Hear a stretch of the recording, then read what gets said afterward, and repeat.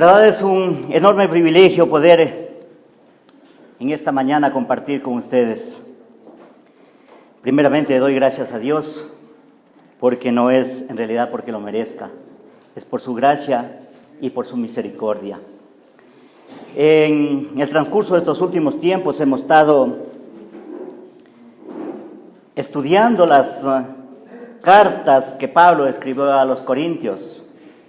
Y así es como en esta mañana vamos a continuar con el estudio de la palabra expositiva a través de 2 de Corintios, el capítulo 5. Vamos a estar analizando la primera parte, que es desde el versículo 1 hasta el versículo 10.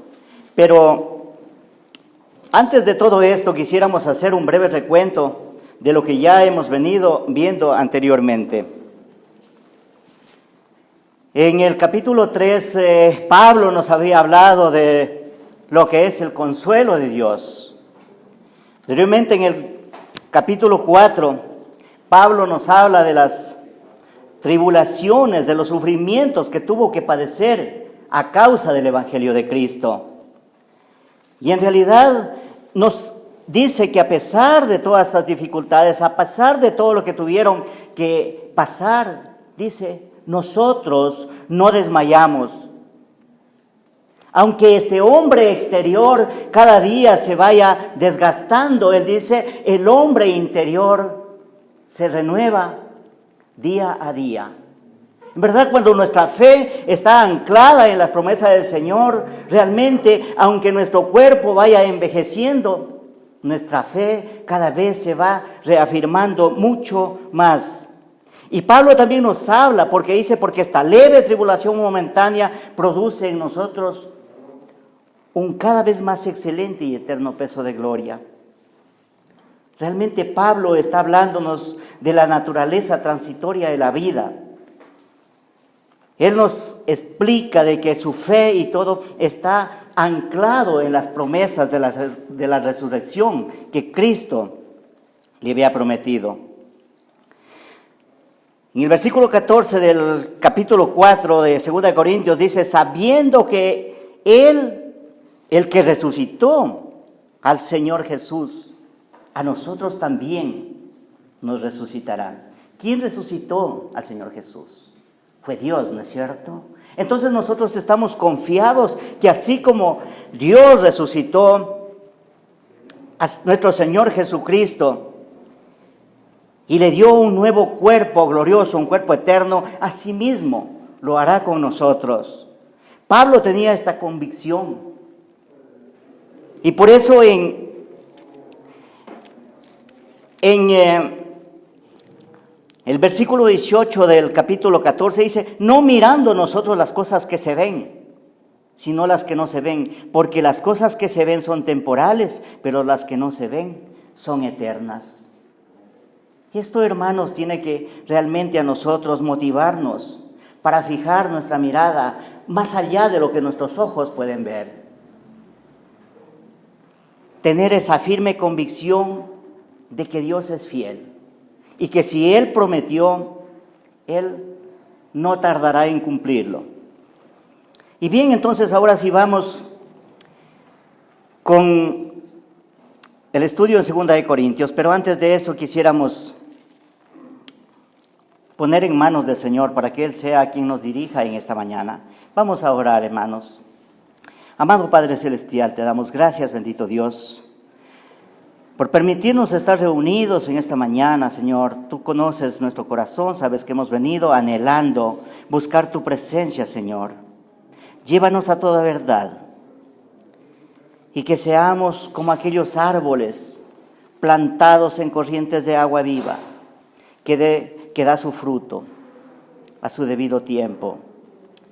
Gracias, Señor, porque sabemos que tu palabra en esta mañana va a tocar nuestros corazones y que será como esa espada de doble filo que penetra hasta lo más profundo, Señor, y transformará nuestros corazones. Padre amado, yo te pido que descienda sabiduría desde los cielos, Señor, que me uses en esta mañana para poder llevar el mensaje de tu bendita palabra. Señor, que no lo haga en mis emociones, que sea sujeto a lo que tú quieres hablarnos en esta mañana. Gracias, papito lindo, que podamos hablar de tu santo evangelio con temblor y con temor, sabiendo de que un día tú nos tomarás cuenta para esto. Gracias, Padre, te damos. En el nombre de Jesús. Amén. Bien, entonces estamos en la segunda carta de los Corintios, el capítulo 5, el versículo 1. Si tienen sus Biblias, por favor, me encantaría que me sigan con la lectura. Yo creo que muchos hayan traído sus Biblias. Bueno, aunque en estos últimos tiempos la tecnología como que nos ha invadido y ya es mucho más cómodo estar en el teléfono y a veces uno no sabe si están realmente conectados con la palabra o están chateando no sé con quién. Pero bueno, eso queda en cada uno de ustedes. Personalmente me encanta andar con mi Biblia, aunque muchas veces dicen que la Biblia es más grande que la persona que la porta. Pero bueno, en realidad les quiero decir que me siento muy cómodo por eso. Y de hecho, esta Biblia creo que me acompaña por más de unos 25 años. ¿Sí? Entonces yo sí les animo, hermanos, de que podamos, nos venimos a la iglesia, venir con nuestra Biblia. ¿Sí? ¿Sí? No porque realmente eso tal vez nos haga más espirituales, sino que en cierto modo como que nos identificamos, como que somos parte del cuerpo de Cristo. Y a veces como que nos avergonzamos por ir con la Biblia y de pronto ahí va el hermanito. ¿Qué importa lo que diga la gente? A la final, nosotros no estamos viviendo por la gente, por lo que diga la gente. Nosotros estamos viviendo para agradarle a Dios, no para agradarle al mundo. Entonces, hermanos, comenzamos en el capítulo 5, versículo 1. Y la palabra de Dios dice: porque sabemos que si nuestra morada terrestre, este tabernáculo, se deshiciere, tenemos de Dios un edificio, una casa no hecha de manos, eterna en los cielos. Pablo dice, porque sabemos que esta morada terrestre. Pablo está hablando de algo que él conoce. Él no está hablando de algo que está dudando. Él está 100% convencido de lo que Dios le había prometido. Él está hablando de algo que está firme. Algo en lo que él realmente anhela y espera. Y por eso dice, porque sabemos que si nuestra morada terrestre, este tabernáculo, o sea, este cuerpo se deshiciere, Dios nos va a dar un edificio. Solamente, hermanos, yo les llevo a analizar esto. Si comparamos lo que es un tabernáculo en sí es una tienda.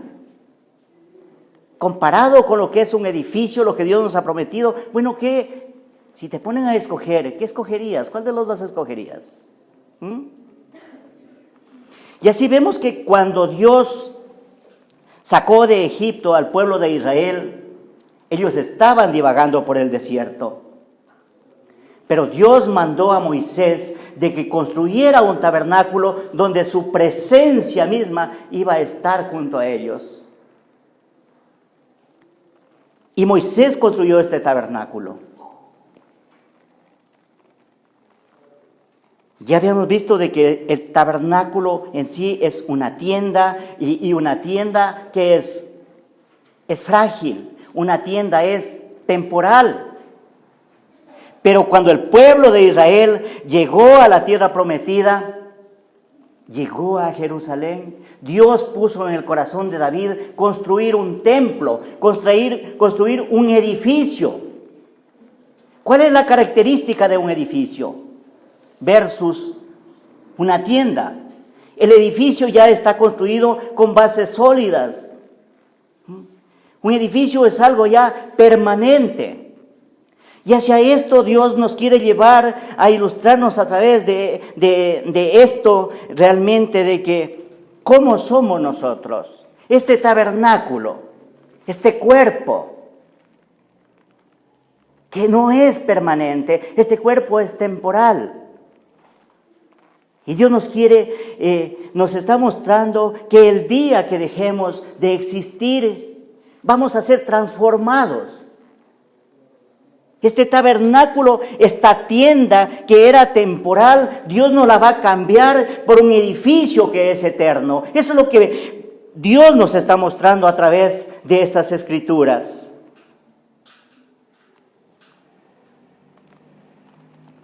Entonces, hermanos, yo les pregunto, ¿qué es lo que realmente estamos anhelando?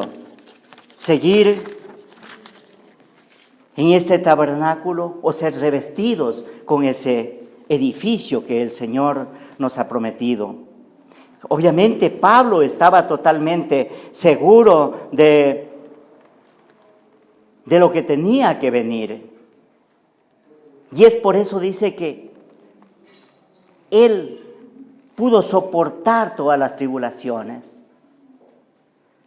Ya habíamos visto en los capítulos anteriores que él estuvo amenazado de muerte, muchas veces estuvo náufrago, encarcelado, apedreado, pero más sin embargo recobraba fuerzas y volvía nuevamente a entrar a las ciudades. ¿A qué? A seguir predicando el evangelio. Probablemente nosotros no hemos tenido que experimentar algo similar, pero sí posiblemente hemos sido señalados, tal vez por nuestra propia familia. Bueno, y Jesús ya lo dijo hace muchos años atrás, los enemigos del hombre serán miembros de su propia casa. Así es que, hermano, cuando en tu casa te comiencen a mirar medio extraño, no te preocupes, es parte del proceso en que Dios nos va a ir llevando. ¿Sí? Entonces, Jesús también nos ilustra allá por el libro de Marcos en el capítulo 14, cuando dice que la gente le acusaba y dice, a este lo hemos oído decir, yo derribaré a este templo y en 3 días lo edificaré. Jesús no se estaba refiriendo al templo de Jerusalén, Jesús estaba refiriendo a su propio cuerpo. Él sabía que iba a morir, pero también sabía que Dios le iba a resucitar al 3er día. A ese templo Jesús se estaba refiriendo. Y esa es la promesa que tenemos de parte de Dios, que Él transformará este cuerpo corruptible en un cuerpo incorruptible para estar en la presencia de Dios. Ahora yo te pregunto, hermano, ¿en dónde está fijada tu esperanza? ¿En las cosas temporales o en las cosas que no se ven? Las cosas temporales, ya como habíamos visto en el versículo 18 del capítulo 4, que dice que las cosas que se ven son temporales, mas las que no se ven son eternas. ¿Dónde están puestos tus ojos? ¿Acaso estamos viviendo para acumular cosas materiales en esta vida? Tal vez para los deleites, para los placeres de la carne. ¿O estamos realmente viviendo para agradarle a Dios? ¿Dónde están puestos nuestros ojos? ¿Dónde está puesta nuestra mirada? Hace unas 2 semanas en uno de los grupos de conexión, una hermana nos compartía su preocupación porque de pronto le llegaron con un comentario diciéndole que ahora con esto de la vacuna solamente le quedan 2 años de vida. ¿Sí? No sé si ha llegado alguno de estos rumores también a tus oídos, porque en verdad, pero comentarios falsos como estos pueden hacer en realidad que tú pierdas la paz. ¿Por qué? Porque en verdad nuestra esperanza no está fijada en las cosas eternas, sino que podemos ver cada día.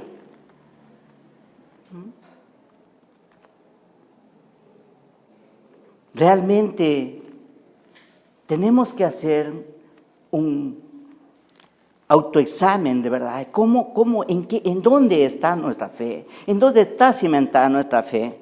Porque realmente cuando no tenemos anclada esa fe firme en el hacedor y el consumador de la vida, consumador de la fe, que es Cristo Jesús, es posible que comencemos a tambalear con comentarios ridículos, diríamos, como estos.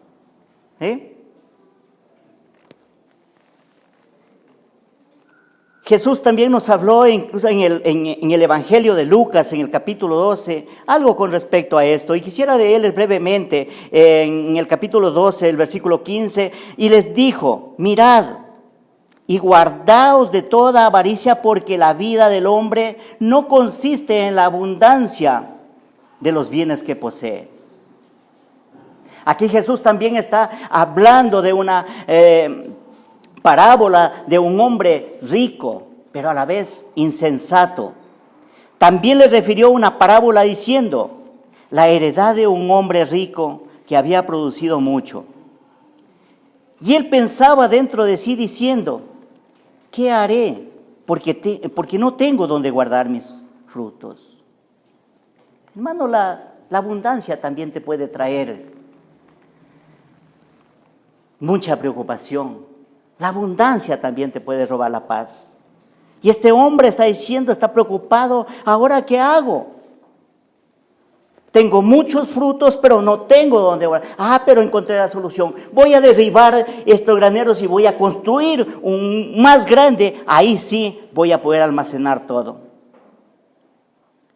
En el versículo 19 dice: y diré a mi alma, muchos bienes tienes guardados para muchos años. Reposa, come, bebe, regocíjate. Pero Dios le dijo: necio, esta noche vienen a pedir tu alma.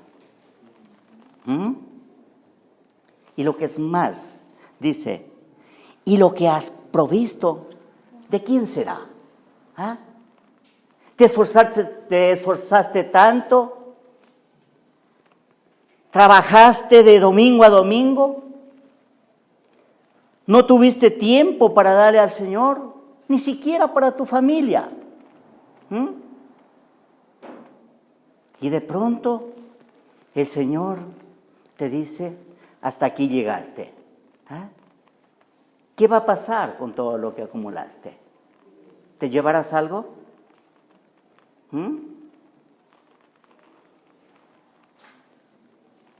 Y la pregunta del millón sería: después de tus días, ¿quién disfrutará todo lo que has acumulado? ¿Te has puesto a pensar en ello? Probablemente sea esa persona la cual este momento mío estás pensando. Es posible, hermano. Así es de que, hermanos, en verdad, cuando nosotros vamos a la presencia de Dios, no nos vamos llevando absolutamente nada. Es más adelante dice que a la presencia de Dios vamos desnudos. Job ya lo dijo: desnudo salí del vientre de mi madre y desnudo volveré allá. ¿Por qué nos afanamos tanto por las cosas de este mundo? Gracias a Dios, como yo no tengo muchas cosas por qué preocuparme, entonces puedo estar en paz. ¿Sí? Sí, amados hermanos, en realidad, esa es la realidad de nuestras vidas.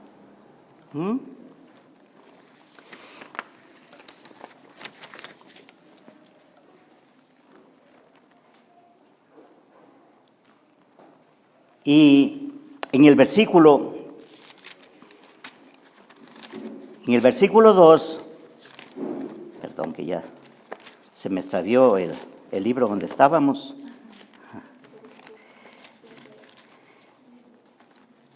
En el versículo 2 continuamos con la lectura.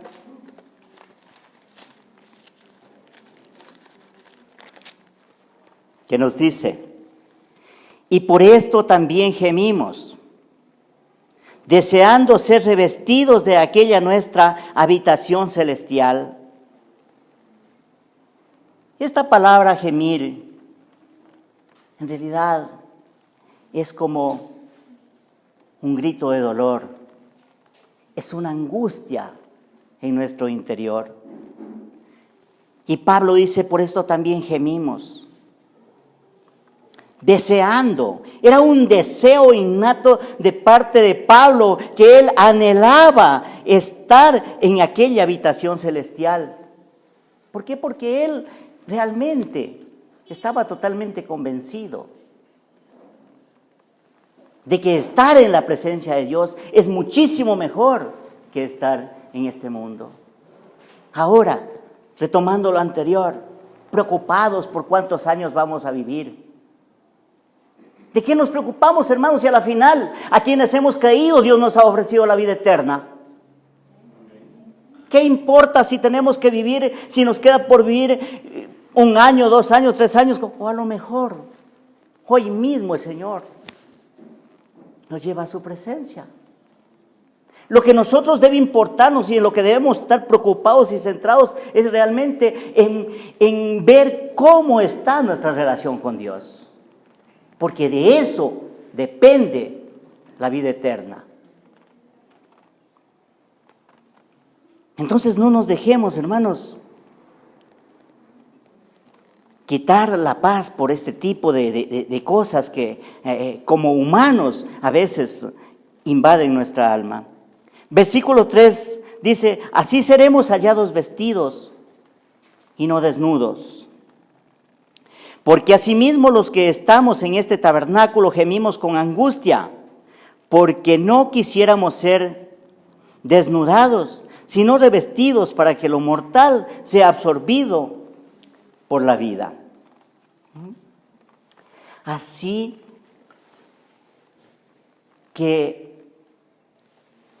estamos, los que estamos realmente, estamos en este tabernáculo, anhelamos realmente, los que estamos en este tabernáculo, gemimos con angustia. Ese debe ser nuestro clamor. Ese anhelo de estar en la presencia de Dios.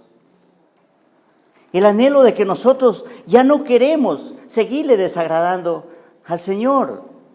Ese anhelo de que ya no queremos seguirle fallando. Más bien queremos estar disfrutando de su presencia y contemplar esa magnitud de la gloria de Dios.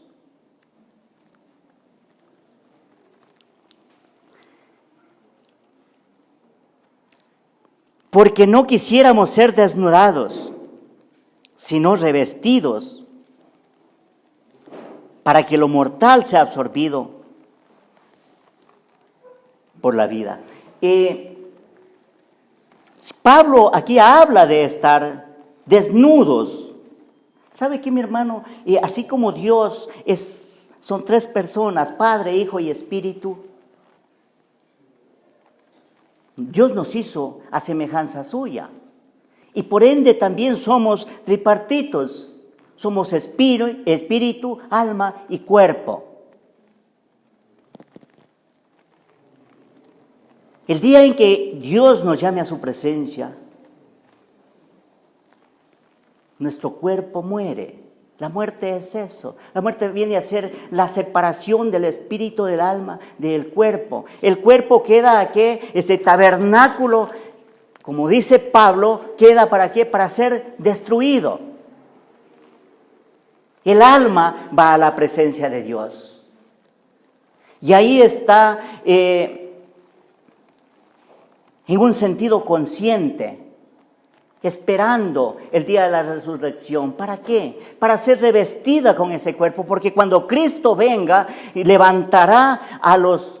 resucitará a los muertos. Y por eso Pablo está diciendo, incluso ya habíamos visto en el capítulo 15 de la primera carta a los Corintios,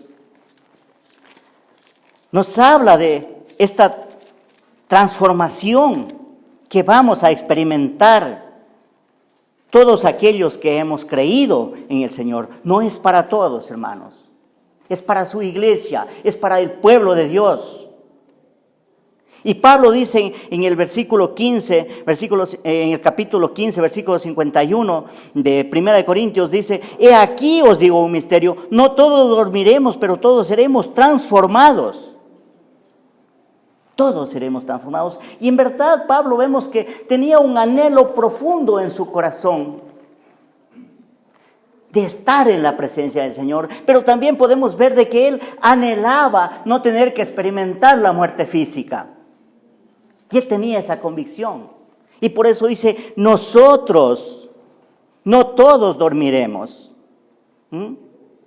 No todos tendríamos que experimentar la muerte. Sino más bien todos seremos transformados en un momento, en un abrir y cerrar de ojos. Dice que a la final trompeta, porque tocará la trompeta y los muertos serán resucitados incorruptibles. Y nosotros, Pablo, en realidad vemos ese anhelo de él, y nosotros seremos transformados. Porque es necesario que esto corruptible se vista de incorrupción y esto mortal se vista de inmortalidad. ¿Cuántos hermanos estamos anhelando eso? ¿Cuántos creen que hay un tiempo en que Jesús viene a arrebatar a su iglesia? Ese debe ser el sentir, hermano, de nosotros, estar firmes, anclados en esa esperanza de que seremos hallados dignos cuando Jesús venga, seremos hallados haciendo su obra. Por eso, hermanos, no dejemos que los afanes del mundo nos distraigan de las cosas que realmente importan.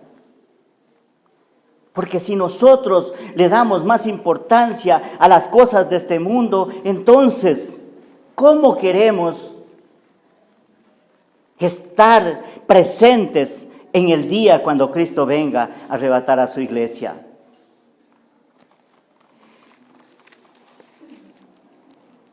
Si vemos un poco más adelante en Tesalonicenses 4, y yo como sé que están con sus Biblias, me van a ir siguiendo. Tesalonicenses 4, en el capítulo 13, dice: tampoco queremos, hermano, que ignoréis acerca de los que duermen, para que no os entristezcáis como los que no tienen esperanza. Jesús está hablando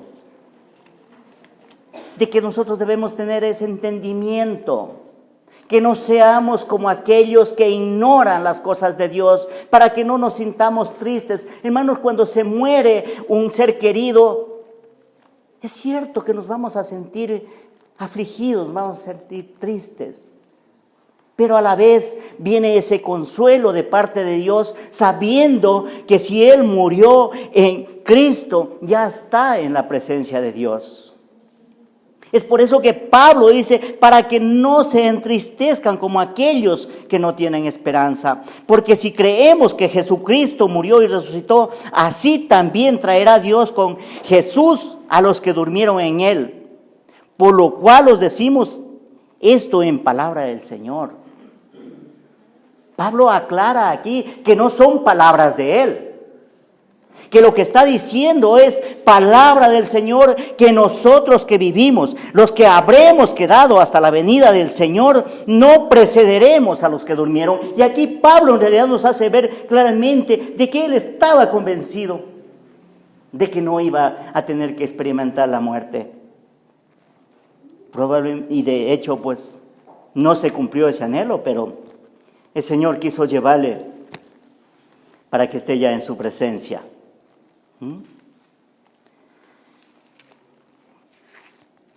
Continuamos en el versículo 5. Mas el que nos hizo, para esto mismo es Dios, quien nos ha dado las arras del Espíritu. Bueno, en el capítulo 1 de la segunda carta de Corintios, ya Juan Diego nos había explicado con mucha claridad lo que significa esto de las arras. Las arras es una garantía que Dios nos ha dado. Una garantía que Dios... Y en el capítulo 1, el versículo 21, dice, y el que nos confirma con vosotros en Cristo, el que nos ungió es Dios, el cual también nos ha sellado y nos ha dado las arras del Espíritu en nuestros corazones. Hermano, el día que tú viniste a los pies de Cristo, Dios te selló con tu Santo Espíritu.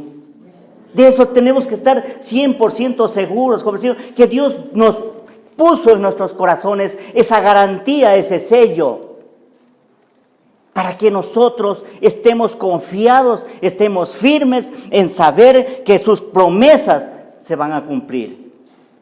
Nos dio ese adelanto,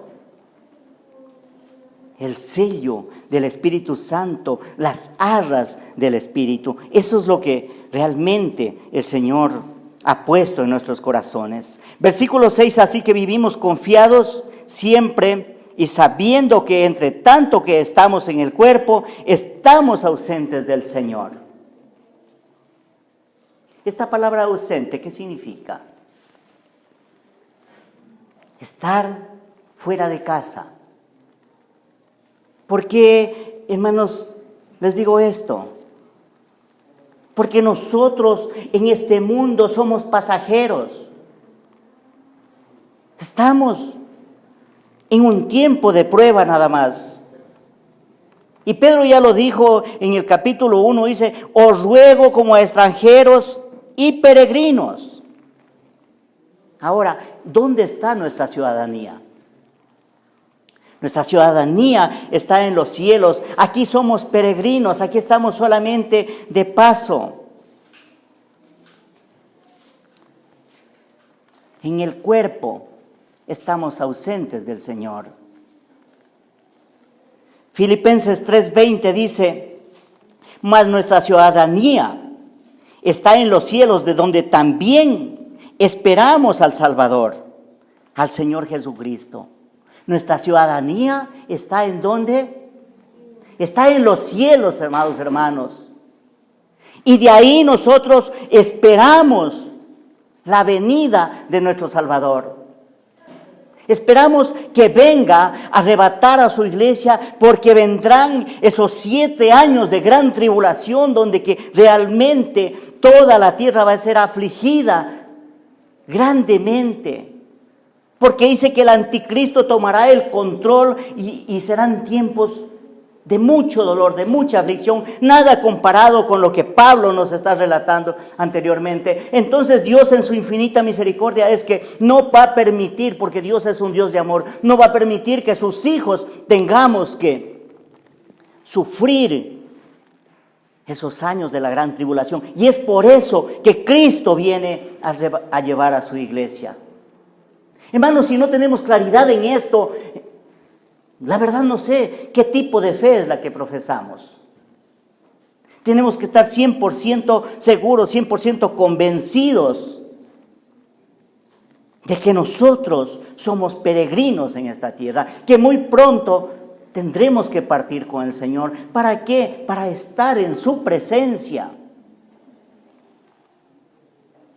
Pablo anhelaba tanto esto, dice. Por eso él siempre decía, para mí, eso está en Filipenses 1, para mí el vivir es Cristo y el morir es ganancia. Pablo sabía que al morir iba a la presencia de Dios, a tener una vida muchísimo mejor de la que ya él había experimentado.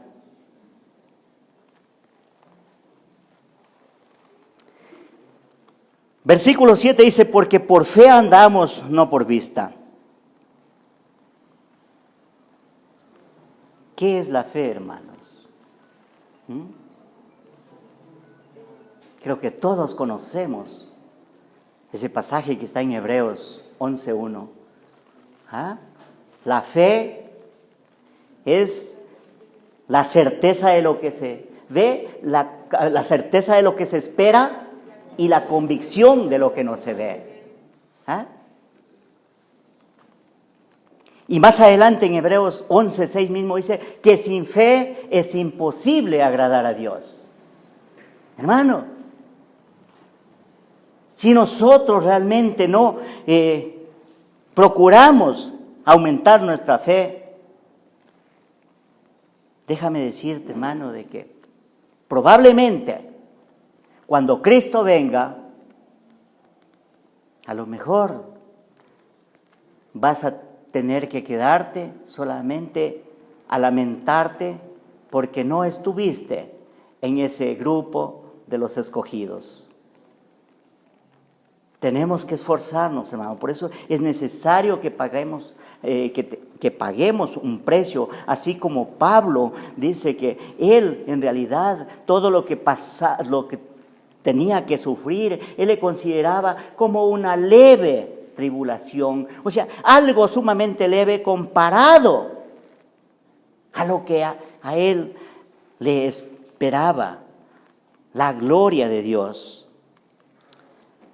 Versículo 8 y 10 dice: pero confiamos, y más quisiéramos estar ausentes del cuerpo y presentes al Señor. Por tanto, procurando también, o ausentes o presentes, serle agradables, porque es necesario que todos nosotros comparezcamos ante el tribunal de Cristo, para que cada uno reciba según lo que haya hecho mientras estaba en el cuerpo, sea bueno o sea malo. Pablo aquí vemos que pone en evidencia esa confianza que tenía en el Señor. Y también vemos el anhelo de su corazón, realmente, de estar presente.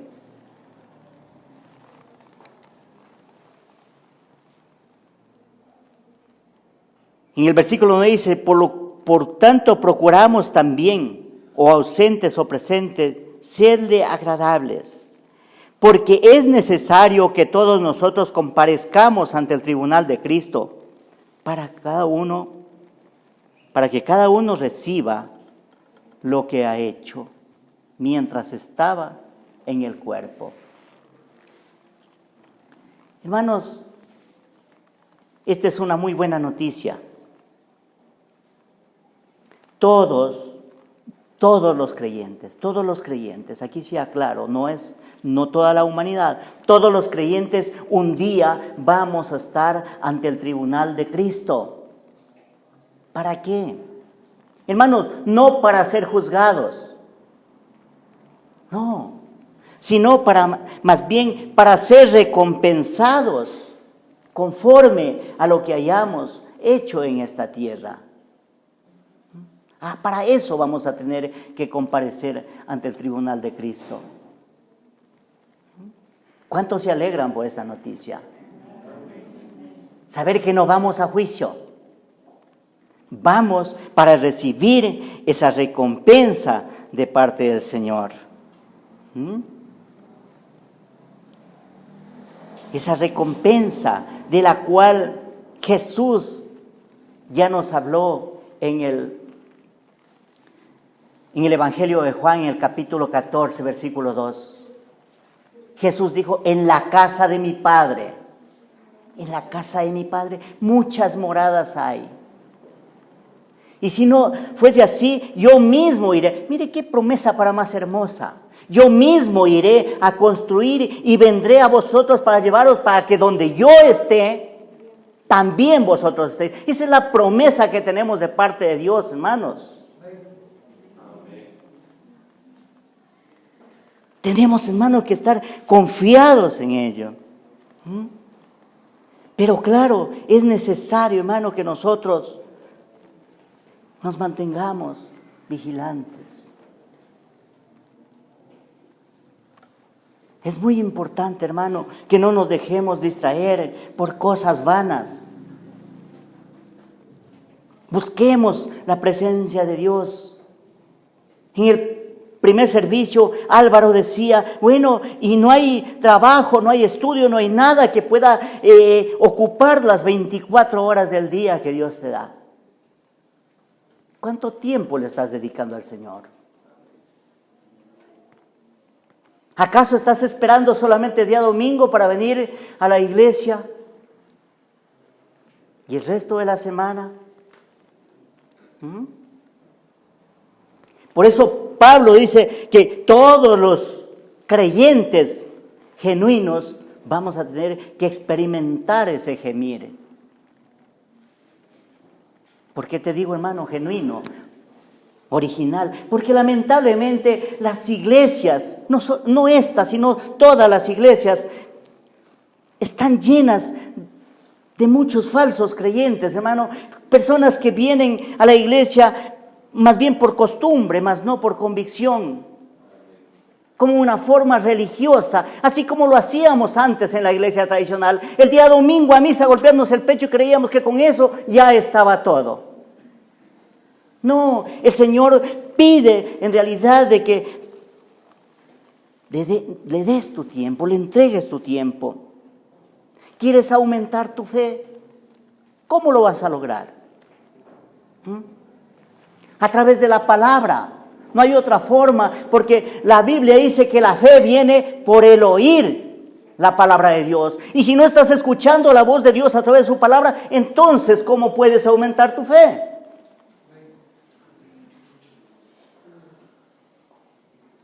Hermano, que esta palabra, que este mensaje confronte tu vida. No es mi afán hacer que te sientas mal. Mi afán es más bien llevarte a la presencia de Dios mismo a través de su palabra. Ponte de pie, mi hermano. La iglesia es como un arco. Un arco transporta agua y Cristo es el agua viva. Un arco nos conecta y como iglesia debemos conectarnos con la gente, velando por los intereses de los demás. Un arco es la fuerza que envía valientes hombres de Dios. Y un arco genera unidad entre dos cosas separadas, Dios y el hombre. Esa es la iglesia, la esposa. Vivamos la iglesia, seamos el arco.